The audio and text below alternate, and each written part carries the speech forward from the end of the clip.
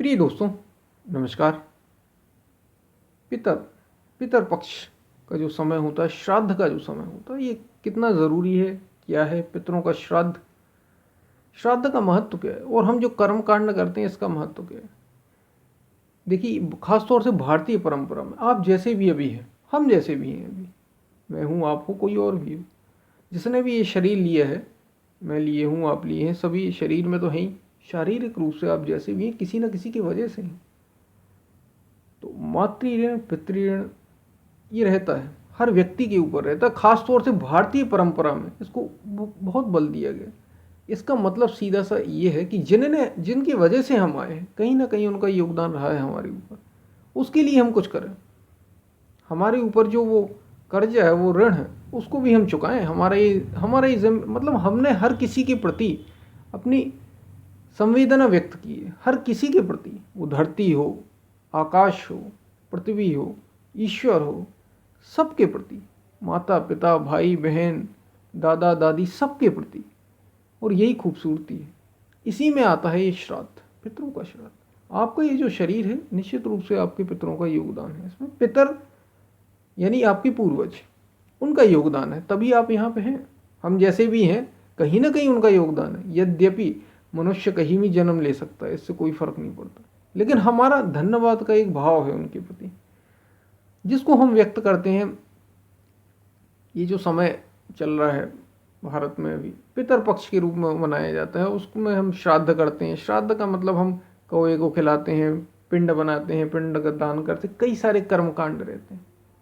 इससे पितरों का कल्याण की हम कामना करते हैं, लेकिन इससे होता नहीं है वास्तव में। अगर आप ये कर्मकांड बस से ही पल्ला झाड़ने वाले हैं और आप ये सोचें कि पितरों का कल्याण हो जाएगा, कुछ नहीं होने वाला इससे। और आपका हो जाएगा तो अब चूंकि पितरों का नहीं हुआ तो आपका कैसे हो जाएगा। देखिए, आपने एक कहानी सुनी होगी, एक कथा सुनी होगी। भागीरथी नाम के राजा थे। भागीरथी नाम के राजा ऋषि जो भी थे, उन्होंने बहुत प्रयास किया। उनके पूर्वज, कई सारे पूर्वजों ने, ये बड़ी सच्ची घटना है, कई सारे पूर्वज तप करते रहे। किसको? धरती पर लाने के लिए गंगा को।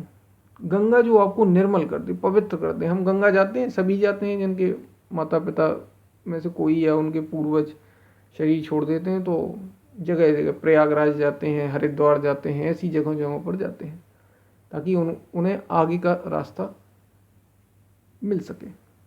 तो भगीरथ लगातार प्रयास कर रहे, तो उनके पूर्वजों ने भी खूब प्रयास किया था कि उनके पूर्वज तर जाए, तो भगीरथ भी यही प्रयास कर रहे थे। वो अंत में भगीरथ सफल हो गए और गंगा को वो धरती पर लाने में सफल हुए। जब गंगा धरती पर आई तो सभी उनके पूर्वज तर गए, सबको तृप्ति मिल गई। और उन सब ने, ये जो भगीरथ थे, इनको आशीर्वाद दिया बहुत सारा, तुम्हारा कल्याण हो, तुम आगे बढ़ो। वो भगीरथ उससे बहुत ही प्रतापी, सबको ही जानता है, भगीरथ उससे बहुत आगे तक बढ़े। तो ये गंगा, ये तो एक कहानी हो गई, ये कथा हो गई, सच्ची हो गई। इसका मतलब वास्तव में क्या है? आप उस दिव्यता से अगर जुड़ जाते हैं, कौन सी दिव्यता?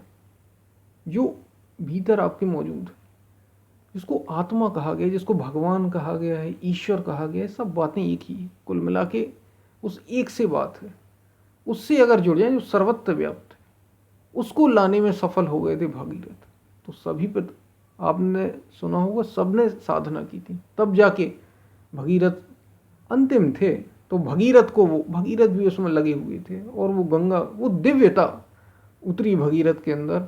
और चूंकि भगीरथ से ही तो सभी पूर्वज जुड़े हैं, पूर्वजों से भगीरथ जुड़े हैं, तो भगीरथ का कल्याण हुआ, सारे पूर्वजों का हो गया। भगीरथ का उद्धार हुआ, भगीरथ मोक्ष की ओर बढ़ गए, तो सारे पूर्वज उनके मोक्ष की ओर बढ़ गए। और ऐसे उनके पूर्वजों ने ब्लेसिंग दी। यानी कुल मिलाकर बात इतनी कि साधना से पूर्ण होने की बात करिए। अगर आप पूर्ण हो जाते हैं तो आपके पूर्वजों का अपने आप ही कल्याण हो जाएगा, और फिर वो आपको बहुत आशीर्वाद देंगे। लेकिन केवल पूजा कर लेने से, कर्मकांड कर लेने से, हम सभी जानते हैं कि कर्मकांड करने से क्या होता है, मन कहीं और होता है, ध्यान कहीं और होता है, विचार कहीं और होते हैं। बस लेने देने की क्रिया, ये भी ज़रूरी है, अच्छा है ये करना, इससे कोई समस्या नहीं है, लेकिन इतने से बात बनती नहीं, इससे कुछ भी कल्याण नहीं हो जाने वाला। जो व्यक्ति अपना शरीर छोड़ चुका है उसके लिए आप गाय दान दे रहे हैं, क्या हो जाएगा उसका? गाय उसके पास तो हो सकता, जैसे भगवान श्री कृष्ण गीता में कहते हैं कि आत्मा तो तुरंत ही जन्म लेता है, अगला शरीर फिर धारण कर लेता है, तो अब उसका पिंडदान आप क्या कर रहे हैं? उससे बहुत अधिक ये कर्म कांडों से लाभ नहीं। हाँ, लेकिन वो आपसे जुड़े हैं, आपके अंदर एक दान की भावना विकसित हो रही है, बस ये उद्देश्य था कर्म कांड का। आप अगर ऊंचे उठेंगे, पूर्वजों को अपने आप ही ऊपर उठ जाएंगे। आपके जो एंसेस्टर्स हैं वो अपने आप ही ऊपर उठ जाएंगे। पितर यानी सारा दारोमदार आपके ऊपर। आप कैसा जीवन जीते हैं उससे आपके पितरों का कल्याण होने वाला है। ये नहीं कि केवल कर्म कांड कर दें कुछ समय के लिए और फिर अपने वही काम, क्रोध, राग, द्वेष, लोभ, मोह और सांसारिक माया में उलझ गए और हमारे पूर्वजों का कल्याण हो। कुछ नहीं होने वाला इससे पूर्वजों का। और पूर्वजों का छोड़िए, आपका कुछ भी नहीं होने वाला। आप भी ऐसे ही एक दिन पूर्वज हो जाएंगे, वही तो होना है सबका अंत में। लेकिन अगर आप साधनात्मक रास्ते से भगीरथ की तरह आगे बढ़ते हैं, आध्यात्म की ओर बढ़ते हैं, अच्छा जीवन जीते हैं, बहुत ही शानदार जीवन जीते हैं, अपने कल्याण की ओर बढ़ते हैं, साधना करते हैं जीवन में, आध्यात्म को लाते हैं जीवन में, तो निश्चित रूप से आप ऊपर उठेंगे। आपकी चेतना ऊपर उठेगी, आपकी कॉन्शियसनेस ऊपर उठेगी। और जब आपकी कॉन्शियसनेस ऊपर उठेगी, आपकी चेतना ऊपर उठेगी, तो आप ही से तो सारे पूर्वज जुड़े हैं। आपकी एक एक कोशिका किससे बनी है? उन्हीं पूर्वजों से। भाई आपके पूर्वज आपके माता पिता, उनके पूर्वज उनके माता पिता, और ये ऐसा सिलसिला क्रम चलता रहा।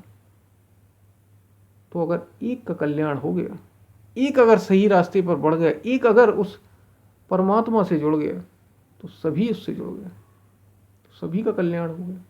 तो आपको ये करने का विषय है, बदलने। केवल कर्म कांडों से बात बनती नहीं। तो श्राद्ध अपने आप में ज़रूरी है, ठीक है, पितरों का श्राद्ध, लेकिन केवल कर्म कांड जो हम करते हैं, इसको ये दान दे दिए, इसको वो दान दिए, उसके नाम से जो चला गया, कोई मतलब नहीं होने वाला। आप अगर बदलेंगे तो पितरों का कल्याण होगा, तो आपके पूर्वजों का कल्याण होगा। आपकी उन्नति से ही उनकी उन्नति है।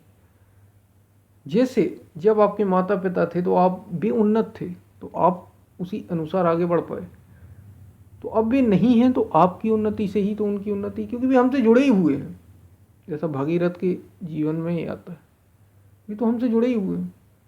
तो अगर आपका कल्याण होता है, आपके कल्याण में ही उनका कल्याण है। तो अपने को ऊपर उठाइए, अपनी चेतना को ऊपर उठाइए। इसके लिए आध्यात्म है, इसके लिए साधना है। जीवन को जी के दिखाइए ऐसा, तो आपके पूर्वजों का कल्याण होगा। अगर आप जीवन को शानदार तरीके से जीते हैं तो पूर्वजों का कल्याण होगा, तो पितरों का कल्याण होगा, तो उनका आशीर्वाद आपको ज़रूर मिलेगा। और कहीं आप अपने को उस असीम से एक करने में कामयाब हो गए, आपने मोक्ष को पा लिया, परम पद को पा लिया, तो सभी पूर्वज तर गए, सभी पूर्वजों का कल्याण। नहीं तो आपकी साधना का फल तो जिस स्तर तक आप जाएंगे उस स्तर तक उनको मिलेगा ही मिलेगा, क्योंकि भी आपसे ही तो जुड़े हैं। तो ये है वास्तविक श्राद्ध, ये श्राद्ध का महत्व है। श्राद्ध करना या ना करना बहुत फर्क नहीं पड़ता। इसको श्राद्ध बाहरी कर्म कांड, जो श्राद्ध कहा गया है, ये दान दो, वो दान दो, ये सारी चीज़ें आप ही को तो बढ़ाने के लिए, दान की भावना आप में विकसित हो, केवल इसके लिए। इसके अतिरिक्त उनको कुछ नहीं मिलने वाला इससे। आप, क्योंकि मैंने आपको जैसे बताया कि आपकी उन्नति से ही तो उनकी उन्नति। और हम जो बाहर के कर्म कांड करते हैं, इसमें हमारा ध्यान कहाँ रहता है? विचार कहीं रहते हैं, भाव कहीं रहते हैं। तो बहुत अधिक इससे मतलब नहीं है कि आप कौवे को खिला दें, आप ये दान दे दें, आप पिंड बना दें, आप उनको गंगा जी में बहा दें, कोई मतलब बहुत ज़्यादा मतलब नहीं, क्योंकि हमारा ध्यान कहीं रहता है, विचार कहीं रहते, हम कहीं रहते हैं और पूर्वज कहीं और। तो वे जहाँ भी हो गए, उनका कल्याण आपसे ही जुड़ा, आपके कल्याण में ही उनका कल्याण।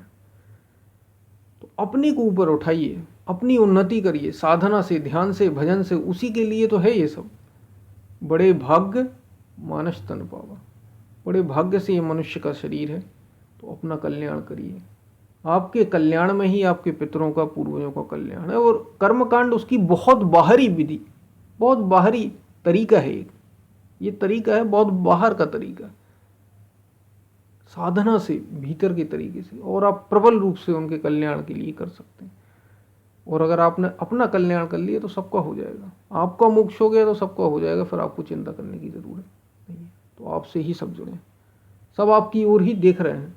आप अच्छे बनिए, आप जीवन को अच्छे से जिए, आप काम क्रोध राग द्वेष इन सब से ऊपर उठिए, तभी कल्याण होगा। गीता सुनिए, महापुरुषों के दर्शन का सौभाग्य के लिए भजन, ईश्वर का थोड़ा सा चिंतन करिए, तब कल्याण होगा। हम फिर मिलते हैं, तब तक के लिए धन्यवाद।